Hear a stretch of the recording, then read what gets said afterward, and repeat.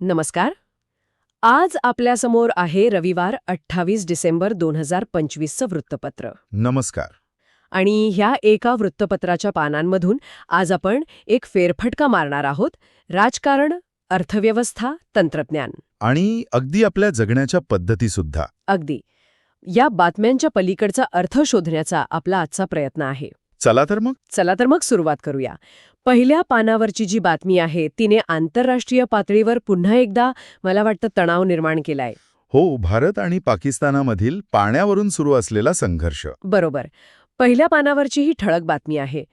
India speeds up projects in JNK as पाक रेझेस IWT at UN. म्हणजे पाकिस्तानाने सिंधू पाणी वाटप कराराचा मुद्दा संयुक्त राष्ट्रांत नेलाय आणि त्याला उत्तर म्हणून भारताने जम्मू काश्मीरमधील जलविद्युत प्रकल्पांना अधिक गती दिली आहे. हा वाद तसा जुनाच आहे नाही का?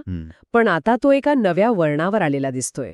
हो, आणि इथे ना सिंधू पाणी वाटप कराराचं स्वरूप समजून घेणं खूप महत्वाचं आहे. अच्छा. 1960 साली झालेला हा करार खरं तर जगातल्या यशस्वी पाणी वाटप करारांपैकी एक मानला जातो. हो का? हो. यानुसार पश्चिमेकडील नद्यांवर जसं की चिनाब, भारताला रन ऑफ द रिव्हर प्रकल्प उभारण्याचा अधिकार आहे. एक minute. Run of the river प्रकल्प म्हणजे नेमकं काय? आणि याच प्रकारच्या प्रकल्पांवरून वाद का होतो? उत्तम प्रश्न आहे. याचा सोपा अर्थ म्हणजे नदीचा नैसर्गिक प्रवाह न अडवता, म्हणजे मोठं धरण न बांधता, केवळ वाहत्या पाण्यावर वीज निर्माण करणे. अच्छा, म्हणजे पाणी साठवलं जात नाही? अगदी.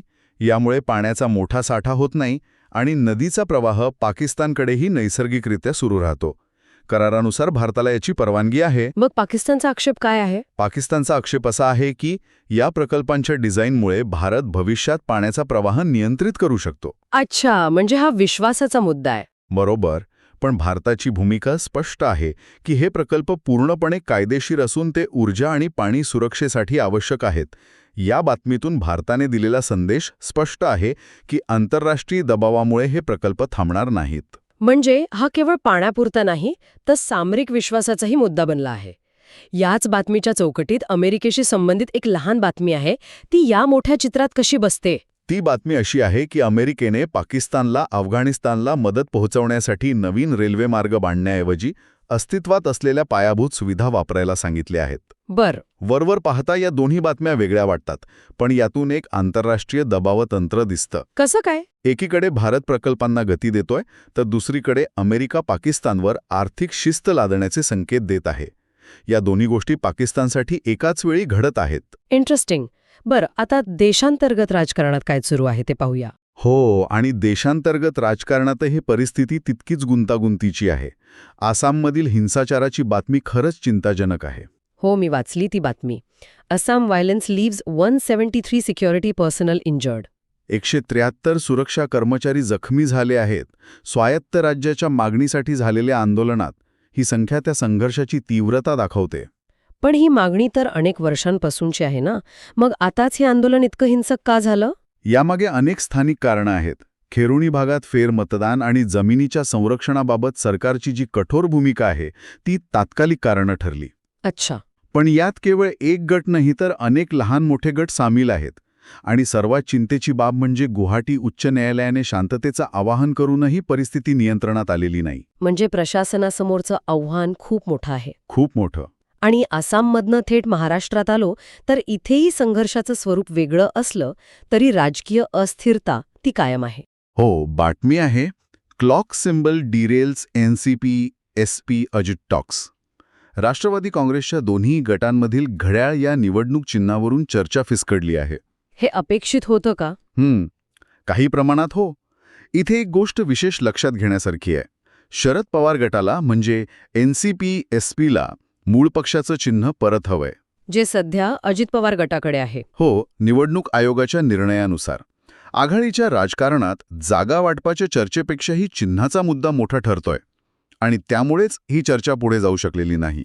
पण माझं म्हणणं असं आहे की हे चिन्ह केवळ भावनिक मुद्दा आहे की यामुळे प्रत्यक्ष मतदानावरही परिणाम होतो? नक्कीच होतो. म्हणजे निवडणूक आयोगाच्या निर्णयानंतरही हा वाद जिवंत ठेवण्यामागे दोन्ही गटांची नेमकी रणनीती काय असू शकते? नक्कीच परिणाम होतो, विशेषतः ग्रामीण भागात. जिथे उमेदवारपेक्षा चिन्ह जास्त महत्वाचं ठरतं तिथे याचा मोठा फरक पडतो. अच्छा.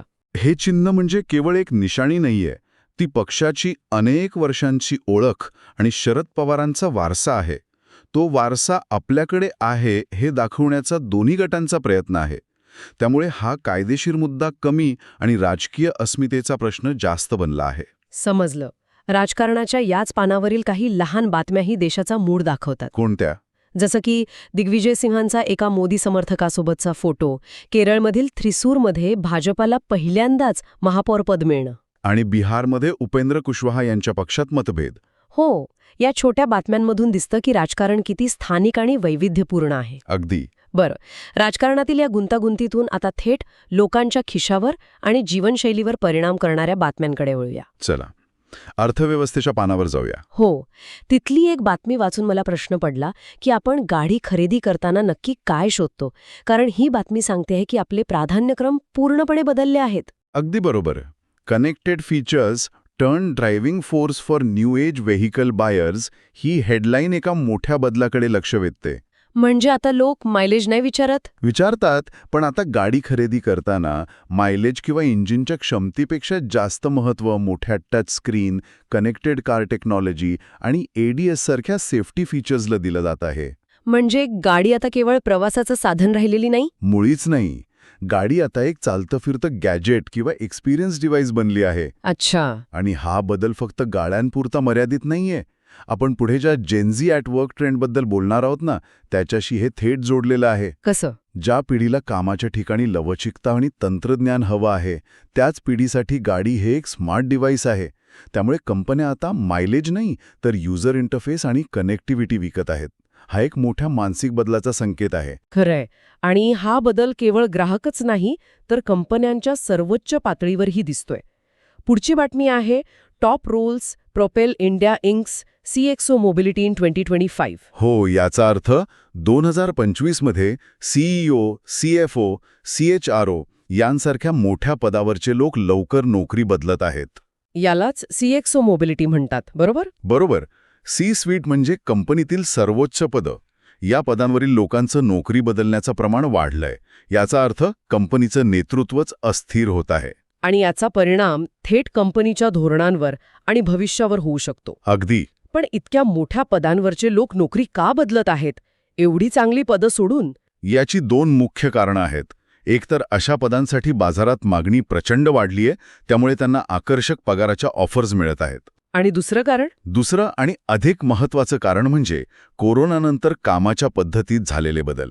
आता हे उच्चपदस्थ अधिकारी केवळ पगाराचा नाही, तर कंपनीची संस्कृती, कामाचं स्वरूप आणि वर्क लाईफ बॅलन्स याचाही गंभीरपणे विचार करत आहेत. बरं. याला प्रतिसाद म्हणून कंपन्या आता चीफ ग्रोथ ऑफिसर सारखी नवीन पदं निर्माण करत आहेत आणि अंतर्गत लोकांना बढती देण्यावर भर देत आहेत, जेणेकरून चांगले लोक टिकून राहतील. म्हणजे हा एक मोठा बदल आहे कॉर्पोरेट जगात. हो. एकीकडे कॉर्पोरेट जगात इतकी अस्थिरता आणि वेगाने बदल घडत असताना दुसरीकडे एका खेळात मात्र भारताची एकाग्रता आणि वर्चस्व दिसतंय. आपण बोलतोय बुद्धिबळाबद्दल. चला त्या पानावर जाऊया. हा विरोधाभास खूपच मनोरंजक आहे. वृत्तपत्राच्या क्रीडा पानावरची बातमी आहे, black night leaps, white king fleas. काय नाट्यमय वर्णन आहे. हो, मुंबईत सुरू असलेल्या जागतिक बुद्धिबळ चॅम्पियनशिपचं. या लेखात बुद्धिबळाला शांत खेळ न म्हणता प्रेक्षणीय खेळ म्हटला आहे. हा बदल कसा घडला? खरंय, मी लहानपणी बुद्धिबळ पाहायचो तेव्हा 2 खेळाडू आणि पूर्ण शांतता एवढंच असायचं. हो ना. पण आता या स्पर्धेतला एंजल आर्च नावाचा विशेष कॉमेंट्री बॉक्स पाहिला तर वाटतं की आपण जणू क्रिकेट मॅचच्या कॉमेंट्री बॉक्समध्येच बसलो आहोत. अरे वा. ऑनलाईन कॉमेंट्री, अत्याधुनिक तंत्रज्ञान आणि प्रेक्षकांच्या प्रचंड सहभागामुळे तो आता क्रिकेट किंवा फुटबॉलसारखा खेळ बनलाय. लेखात म्हटल्याप्रमाणे अब्जावधी हृदयांची ऊर्जा या खेळामध्ये आहे. खेळाचं हे ग्लॅमरायझेशन अविश्वसनीय आहे. आणि यात भारताचा तरुण ग्रँडमास्टर प्रज्ञानंद आणि त्याच्या आईची गोष्ट यांसारख्या मानवी गोष्टींमुळे हा खेळ अधिक जवळचा वाटतो. अगदी. या स्पर्धेतून केवळ खेळाडू नाही, तर एक संपूर्ण इकोसिस्टीम उभी राहिलेली दिसते. तंत्रज्ञान आणि मानवी भावना यांचा हा मिलाप या खेळाला नवीन उंचीवर नेत आहे. ठीक आहे, चला तर मग या वृत्तपत्राच्या शेवटच्या आणि कदाचित सर्वात विचार करायला लावणाऱ्या भागाकडे जाऊया. 26 ट्रेंड्स फॉर 26. हो, येणारं 2026 साल कसं असेल याचा ए पासून झेड पर्यंत दिलेला अंदाज. यातले काही ट्रेंड्स खरोखरच आपलं भविष्य कसे घडवणार आहेत यावर बोलूया. नक्कीच. यातला पहिलाच ट्रेंड खूप महत्वाचा आहे. AI साइडकिक्स. AI साइडकिक्स. हो. याचा अर्थ आर्टिफिशियल इंटेलिजन्स आता फक्त आपल्या आज्ञा पाळणारा एक टूल न राहता तो आपला वैयक्तिक सहकारी बनेल. सहकारी म्हणजे असिस्टंट नाही. असिस्टंटपेक्षा जास्त, जो आपल्या सवयी ओळखेल, आपल्याला कामात मदत करेल आणि आपल्यासोबत शिकत राहील. आज आपण ज्याला असिस्टंट म्हणतो तो उद्या आपला साइडकिक म्हणजे साथीदार असेल. वाव. आणि याच तंत्रज्ञानाचा परिणाम आपल्या कामाच्या पद्धतीवरही होणार आहे. पुढचा ट्रेंड आहे क्वायट थ्रायव्हिंग. हो. काही काळापूर्वी क्वायट क्विटिंग म्हणजे शांतपणे नोकरी सोडण्याची बरीच चर्चा होती. हा त्याचा पुढचा टप्पा आहे का? हो, पण हा एक सकारात्मक बदल आहे. क्वाइट क्विटिंगमध्ये लोक केवळ आवश्यक तेवढंच काम करत होते. हो, जास्त काही नाही. पण क्वाइट थ्रायव्हिंगमध्ये लोक कामाच्या ठिकाणी समाधान आणि उत्तम जीवनशैली शोधण्यावर भर देतील. ते कमी तणावपूर्ण पण अधिक अर्थपूर्ण काम करण्यास प्राधान्य देतील. म्हणजे कामातून पळून जाण्याऐवजी कामातच आनंद शोधण्याचा हा प्रयत्न आहे. हे ऐकायला खूप आदर्श वाटतं, पण भारतीय कंपन्यांच्या कामाच्या संस्कृतीत हे कितपत शक्य आहे? हाच खरा संघर्ष आहे. जिथे अजूनही जास्त तास काम करणं हेच कौतुकास्पद मानलं जातं, तिथे क्वायट थ्रायव्हिंग सारख्या संकल्पना प्रत्यक्षात कशा उतरतील? आणि इथेच पुढचा trend GZ at work, GNZ, महत्वाची भूमिका बजावणार आहे. ही नवीन पिढी कामाच्या ठिकाणी लवचिकता, कामाचा उद्देश आणि मानसिक आरोग्याला सर्वाधिक प्राधान्य देईल. अच्छा. ते जास्त तास बसण्यापेक्षा कामाच्या परिणामाला महत्त्व देतील. त्यामुळे कंपन्यांना त्यांना टिकवून ठेवण्यासाठी आपल्या कामाच्या पद्धतीत आणि संस्कृतीत बदल करावेच लागतील. हा बदल वरून नाही तर खालून म्हणजे नवीन पिढीकडून येईल. हे खरंय. आणि यातला अजून एक ट्रेंड मला खूप आवडला, री-कॉमर्स. म्हणजे सेकंड हँड वस्तूंची खरेदी विक्री. हो. आणि हा ट्रेंड केवळ पैसे वाचवण्यापुरता नाहीये.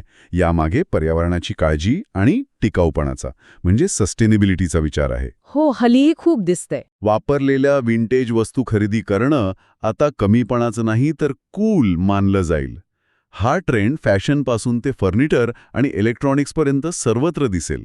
खरंच, या एका वृत्तपत्रातून आजच्या आणि उद्याच्या जगाचं एक विलक्षण चित्र आपल्यासमोर उभं राहिलं. अगदी. एकीकडे भारत-पाकिस्तान सारखा दशकांपासून चालत आलेला आंतरराष्ट्रीय तणाव आहे, तर दुसरीकडे आपलं आयुष्य आणि कामाची पद्धत बदलून टाकणारे भविष्यातील ट्रेंड्स आहेत. मग या सगळ्याचा एकत्रित अर्थ काय निघतो? तोच माझा प्रश्न आहे. या सगळ्या बातम्या वरवर वेगवेगळ्या वाटल्या तरी त्या एकाच धाग्याने जोडलेल्या आहेत. यामुळे एक महत्वाचा प्रश्न उभा राहतो की कोणता? आपण एकीकडे AI साइडकिक्स आणि क्वाइट थ्रायव्हिंग सारख्या भविष्यातील कामाच्या पद्धतींबद्दल बोलत आहोत आणि त्याचवेळी त्याच कॉर्पोरेट जगात सर्वोच्च पदावर म्हणजे CXO मोबिलिटीमुळे प्रचंड अस्थिरता आहे. हो, बरोबर. मग हे नवीन तंत्रज्ञान आणि बदललेली मानसिकता या उच्च पदांवरील नोकऱ्यांवर आणि त्यांच्या स्थिरतेवर काय परिणाम करेल? भविष्यात CEOची भूमिका AI साइडकिक घेईल का? हा खरंच विचार करण्यासारखा मुद्दा आहे. हा एक. आणि दुसरा विरोधाभासही आहे.